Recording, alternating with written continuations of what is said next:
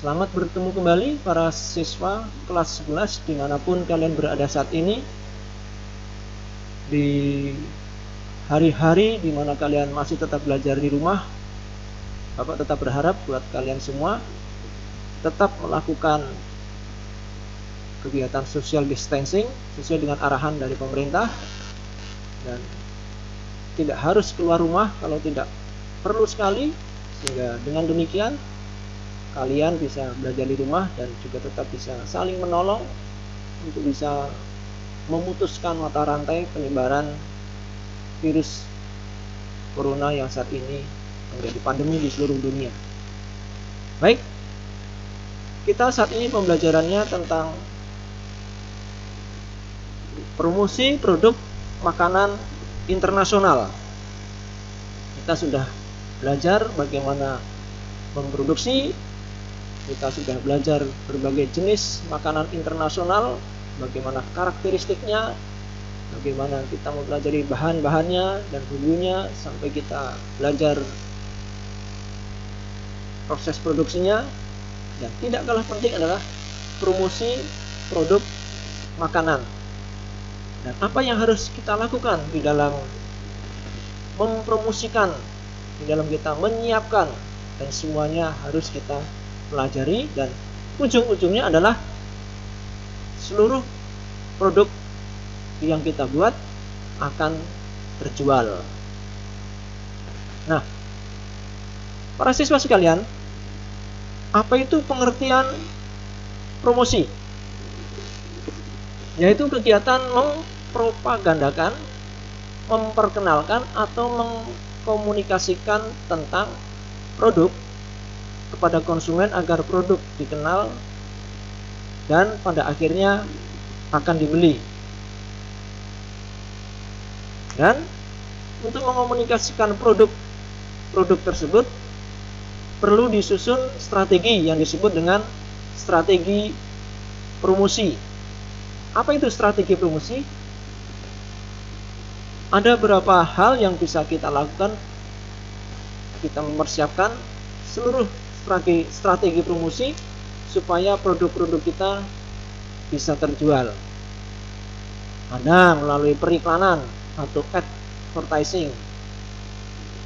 Bisa juga promosi penjualan atau sales promotion. Ada melalui penjualan tatap muka, personal selling. Atau yang keempat, melalui hubungan masyarakat atau publisitas. Nah, keempat hal strategi promosi itu ada kelebihan dan kekurangannya, dan semua punya karakteristik masing-masing. Periklanan misalnya, saat ini banyak media bisa kita buat untuk mempromosikan produk kita melalui iklan, baik iklan di televisi, di radio, majalah, koran, buletin, dan sebagainya, dan bahkan bisa melalui internet dan berbagai media sosial yang saat ini menjamur di mana-mana pun kita bisa buat. Atau strategi promosi kita melalui promosi penjualan, sales promotion. Ini bisa kita lakukan biasanya sesaat, pada saat menjelang event-event, apakah hari raya lebaran kah, hari raya Natal, ini ada kita melakukan sales promotion. Atau penjualan tatap muka bisa kita lakukan, personal selling, langsung pada konsumen. Bisa juga melalui hubungan masyarakat, melalui media, mereka ada bagian publikasinya atau jurnalisnya, mereka datang ke tempat kita. Nah, para siswa, iklan merupakan sebuah bentuk komunikasi non personal yang harus memberikan imbalan atau pembayaran kepada sebuah lembaga atau dengan menggunakan media massa. Iklan saat ini bisa menjadi bisnis yang menjanjikan. Mereka pasang iklan di media cetak, media elektronik, sampai internet. Bahkan bisa iklan itu mensponsori sebuah event sehingga mendatangkan dana yang tidak sedikit, apakah event olahraga, event seni budaya, atau event-event yang lain. Itu tidak lepas dari iklan yang ada di media-media yang ada saat ini.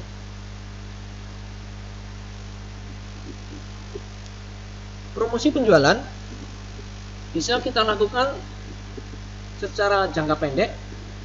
Tujuannya adalah untuk meningkatkan penjualan suatu produk atau jasa di mana diharapkan pembelian dilakukan sekarang juga atau saat ini.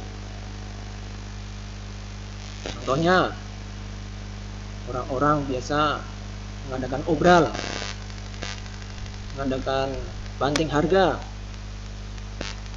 diskon besar-besaran, atau pemberian kupon, pemberian contoh produk.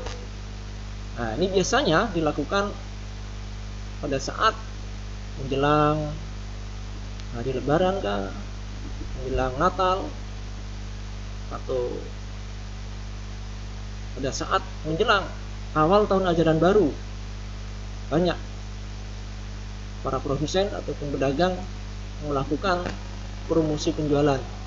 Tujuannya semuanya adalah untuk meningkatkan penjualan suatu produk.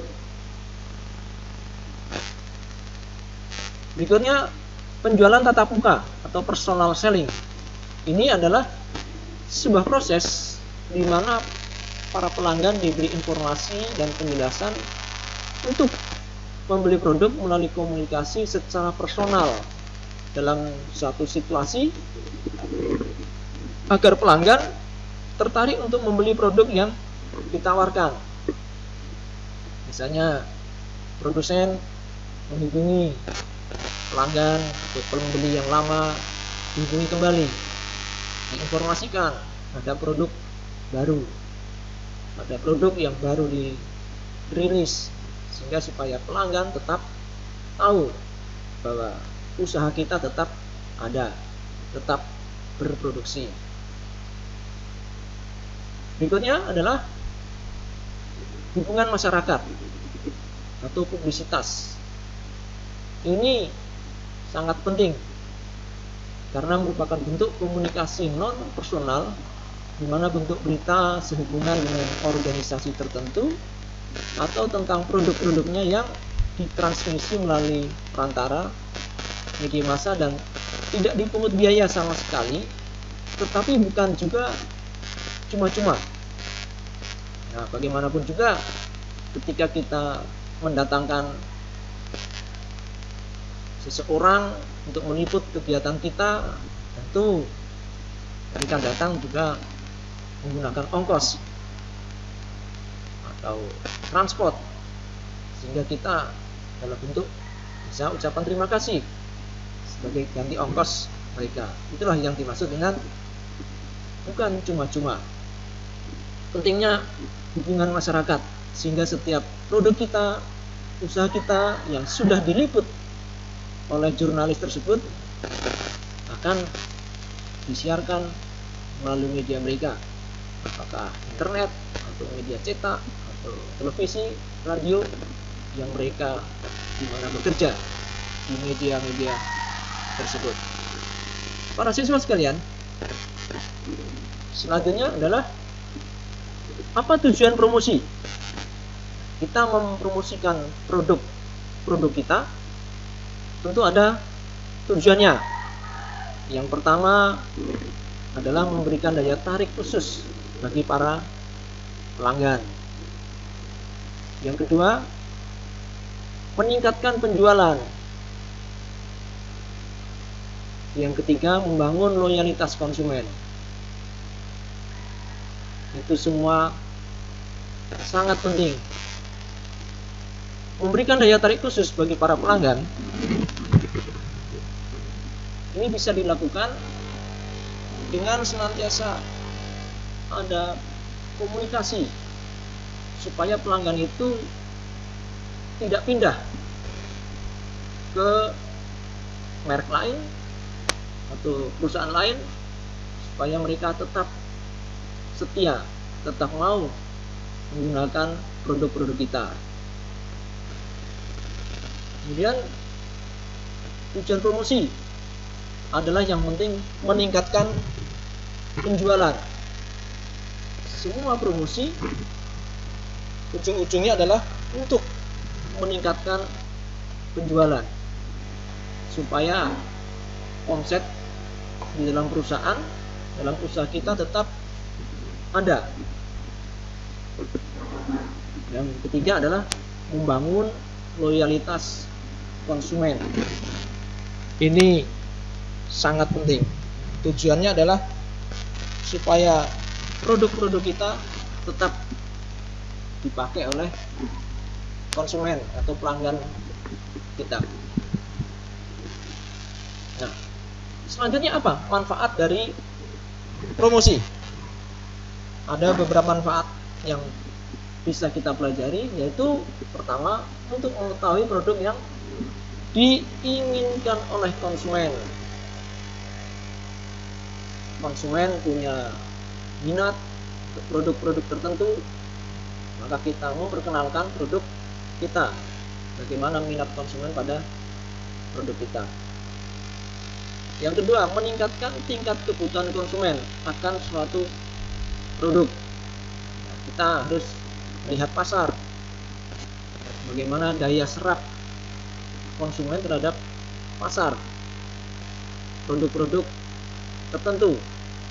Ini juga kita harus tahu tingkat kebutuhan konsumen. Yang ketiga, mengetahui cara pengenalan dan penyampaian produk hingga sampai ke konsumen, dan kita tahu bagaimana distribusi dari produk-produk kita hingga sampai ke konsumen terakhir, merupakan pelanggan produk kita. Kemudian, mengetahui harga yang sesuai dengan kondisi pasaran. Jadi kita harus juga melihat harga yang sesuai seperti apa. Kita juga harus tahu harga kompetitor kita, kompetitor yang sama dengan produk-produk kita. Kita harus tahu, jangan terlalu jauh selisihnya. Yang berikutnya, mengetahui strategi promosi yang tepat kepada konsumen. Di strategi apa yang pas supaya konsumen tertarik dengan produk kita. Yang keenam, mengetahui kondisi persaingan pasar dan cara mengatasinya. Karena kalau sudah di pasar, sangat banyak pesaing kita, sangat banyak produk-produk yang serupa, produk satu kelas, produksi yang mirip dengan punya kita. Nah, itulah persaingan yang ada di pasar. Bagaimana kita bisa mengatasinya.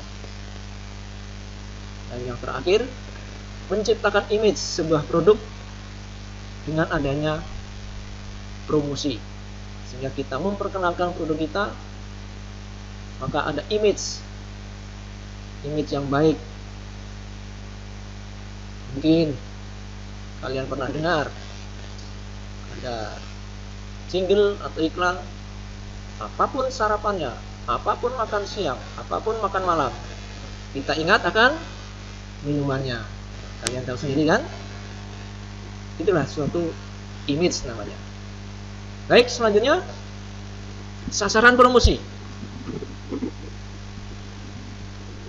Ya, pertama adalah tentukan target pasar kita. Pasar kita siapa? Di mana?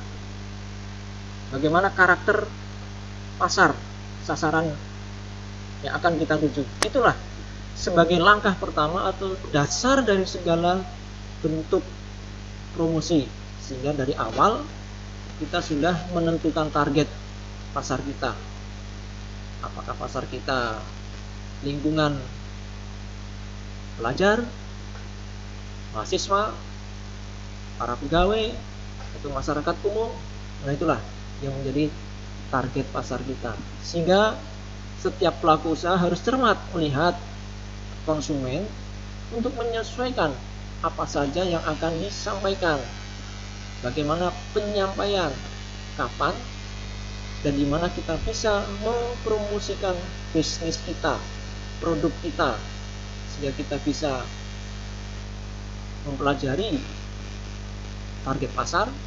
Kita juga menyampaikan produk kita, perkenalkan produk kita tepat sasaran. Kemudian tentukan tujuan promosi. Nah, pertama, kita mengetahui langkah yang akan diambil. Seorang wirausahawan bisa mempromosikan produk apa yang paling banyak diminati, menampilkan diskon tertentu, atau dengan mengenalkan produk tertentu. Itulah tujuan kita mempromosikan produk yang kita hasilkan, supaya ada banyak minat para pelanggan atau konsumen yang kita tuju. Kemudian buat isi pesan yang menarik. Isi pesan dalam promosi sangat penting, karena dalam penyampaiannya menentukan minat atau ketertarikan konsumen terhadap produk yang kita tawarkan sangat tergantung dengan pesan yang kita sampaikan. Pesan yang kita sampaikan hendaklah bisa menarik hati, di mana target yang kita tuju akan tertarik dan akhirnya mereka akan membeli produk kita. Dan pilih sarana promosi apa yang akan kita pakai. Ada dua sarana promosi ya. Apakah secara personal, yaitu dilakukan langsung berbicara dengan konsumen, baik tatap muka ataupun via telepon, ataupun secara non personal. Ini dapat dilakukan melalui media-media sosial seperti melalui Facebook, Twitter, WhatsApp, dan lain-lain yang saat ini banyak ada di sekitar kita. Semua lapisan masyarakat di Indonesia sudah akrab dengan media-media tersebut sebagai media sosial. Itulah sebagai sarana yang sangat efektif untuk mempromosikan produk kita. Dan yang tidak kalah penting, buat anggaran promosi. Dalam promosi ada anggaran khusus oleh perusahaan, dianggarkan secara khusus. Dengan anggaran secara khusus ini, kita akan bisa melihat, bisa mentargetkan seberapa efektifkah promosi yang kita lakukan dengan biaya yang kita keluarkan, biaya yang kita siapkan. Karena semua anggaran promosi harus ada hasilnya, harus berbuah, yaitu keuntungan lebih bagi bisnis kita di kemudian hari, di akhir tahun kah, akhir semester kah, sesuai dengan program promosi kita. Baik, para siswa, bagian terakhir adalah teknik promosi. Apa ini teknik promosi? Yaitu berbagai metode, berbagai cara untuk kita menyampaikan pesan-pesan kita. Itulah namanya dengan teknik promosi. Ada yang tekniknya memberikan kupon. Memberikan kupon ini dilakukan ada dalam bentuk sertifikat, ada dalam bentuk voucher kepada pelanggan, supaya setiap mereka yang memegang kupon tersebut bisa ada imbalannya, bisa mengklaim, bisa untuk belanja berikutnya. Ini bentuk kupon. Yang kedua, ada namanya potongan harga, price of deals atau diskon. Potongan harga ini biasanya pada saat tertentu, bisa saat perusahaan baru buka, saat launching, kita ada potongan harga atau diskon, atau pada saat ulang tahun sebuah perusahaan atau restoran, kita mengadakan potongan harga dan sebagainya. Potongan-potongan harga itu biasanya antara 10-25% dilakukan oleh produsen. Yang ketiga, promosi harga atau premium and advertising specialist. Promosi ini dilakukan untuk memberikan barang dengan biaya yang relatif rendah atau memberikan gratis sebagai insentif untuk membeli produk yang kita tawarkan. Bisa dalam bentuk insentif, mereka beli 2 kita kasih bonus 1, mereka beli 2 mendapat 3. Ada namanya promosi seperti itu. Yang keempat, kontes dan undian. Apa ini? Teknik promosi yang dilakukan dengan memberikan hadiah berupa tawaran kesempatan untuk memenangkan uang tunai, memenangkan hadiah, atau memenangkan tiket perjalanan wisata rohani kah, wisata akhir tahun, dan semuanya hal-hal yang menarik supaya konsumen mau membeli produk kita. Yang kelima, pemberian contoh produk, itu sampel kepada pelanggan yang setia, pelanggan lama. Kita bisa membagikan sampel kepada mereka bahwa kita mengeluarkan produk baru, kita senantiasa berinovasi sehingga setiap pelanggan senantiasa mengenal kita melalui produk-produk kita yang baru. Nah, para siswa, demikian saya sampaikan hari ini. Terima kasih kiranya kalian bisa mengerjakan setiap tugas-tugas yang Bapak bagikan di dalam setiap akhir dari pertemuan kita. Nah, kalian bisa mengerjakan tugas-tugas yang ada 2 bagian di situ ya. Bagian pertama adalah kalian mengisi tabel-tabel yang ada. Di situ ada 4 contoh produk makanan. Mau bagaimana kalian strategi pemasarannya dan tujuan promosinya, nah, kalian isi. Di situ kalian buat contoh 2 makanan kontinental dan 2 oriental. Dan tugas yang kedua, kalian membuat artikel ya, supaya kalian menulis, mau tulis tangan atau ketik, ada ketentuan di situ sebanyak minimal 300 kata. Nah, kalian isi, kalian kerjakan, bisa kalian kirim ke WA Bapak, ke email, ada tertera di situ. Akhirnya sampai di sini, sampai jumpa lagi pada kesempatan yang akan datang.